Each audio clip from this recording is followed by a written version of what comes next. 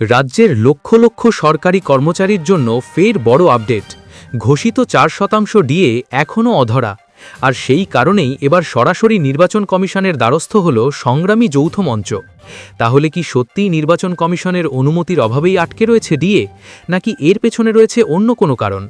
আজকের প্রতিবেদনে জানব পুরো ঘটনা, কমিশনের ভূমিকা এবং কবে মিলতে পারে এই অতি প্রতীক্ষিত ডিএ। ডিএ নিয়ে তৈরি হওয়া অনিশ্চয়তা কাটাতে এবার নির্বাচন কমিশনের দ্বারস্থ হল সংগ্রামী যৌথ মঞ্চ। 4% মহার্ঘ ভাতা বা ডিএ প্রদানের বিষয়টি ঝুলে থাকায় রাজ্য নির্বাচন কমিশনের মুখ্য নির্বাচন আধিকারিকের কাছে একটি লিখিত আবেদন জমা দিয়েছে তারা।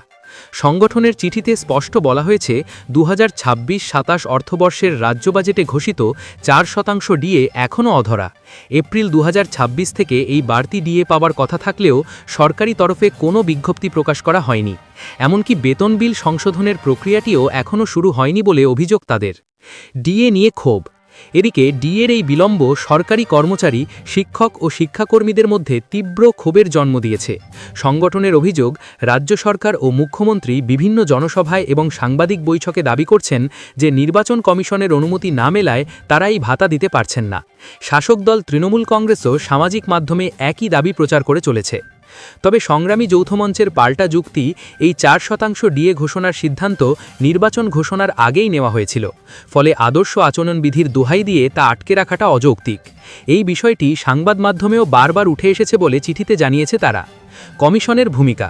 গত 21 এপ্রিল অতিরিক্ত মুখ্য নির্বাচন আধিকারিক অরিন্দম নিয়োগীর সঙ্গে এই ইস্যুতে আলোচনা করেছেন সংগঠনের প্রতিনিধিরা। আলোচনার সূত্র ধরে প্রয়োজনীয় নথি, সংবাদপত্রের কাটিং এবং বিভিন্ন বক্তব্যের স্ক্রিনশট সহ যাবতীয় প্রমাণাদি কমিশনের হাতে তুলে দেওয়া হয়েছে। প্রভাব ও বাস্তব অবস্থা। মহার্ঘ ভাতার এই টানাপোড়ন সরাসরি সরকারি কর্মচারীদের পকেটে টান দিচ্ছে। ষষ্ঠ বেতন কমিশনের অধীনে থাকা কর্মীরা প্রত্যাশিত বর্ধিত বেতন পাচ্ছেন না। ফেব্রুয়ারি মাসের অন্তর্বর্তী বাজেটে এই বৃদ্ধির কথা ঘোষিত হলেও তা কার্যকর না হওয়ায় আর্থিক বঞ্চনার শিকার হচ্ছেন কর্মচারীরা, এমনটাই মত সংগঠনের। সবশেষে দ্রুত স্পষ্ট নির্দেশিকা জারি করে রাজ্য অর্থ দপ্তরকে প্রয়োজনীয় অনুমোদন দেওয়ার জন্য নির্বাচন কমিশনের কাছে অনুরোধ জানিয়েছে সংগ্রামী যৌথ মঞ্চ। এই ইস্যুতে রাজ্যের রাজনীতিতে আবারও নতুন করে চাপানুতর শুরু হওয়ার সম্ভাবনা রয়েছে। সর্বশেষ আপডেট। প্রসঙ্গত, চলতি বছরের ফেব্রুয়ারি মাসে রাজ্য বাজেটে এই 4% ডিএ ঘোষণা করা হয়েছিল। কার্যকর হলে মোট ডিএর হার 22% পৌঁছত। পাশাপাশি সুপ্রিম কোর্টের নির্দেশে বকেয়া ডিএ সংক্রান্ত মামলার প্রক্রিয়াটিও এখন রাজ্য স্তরে চর্চার কেন্দ্রে রয়েছে। ডিএ নিয়ে আপনার কি মত? নির্বাচন কমিশন কি দ্রুত হস্তক্ষেপ করা উচিত? আপনার মতামত অবশ্যই কমেন্টে জানান।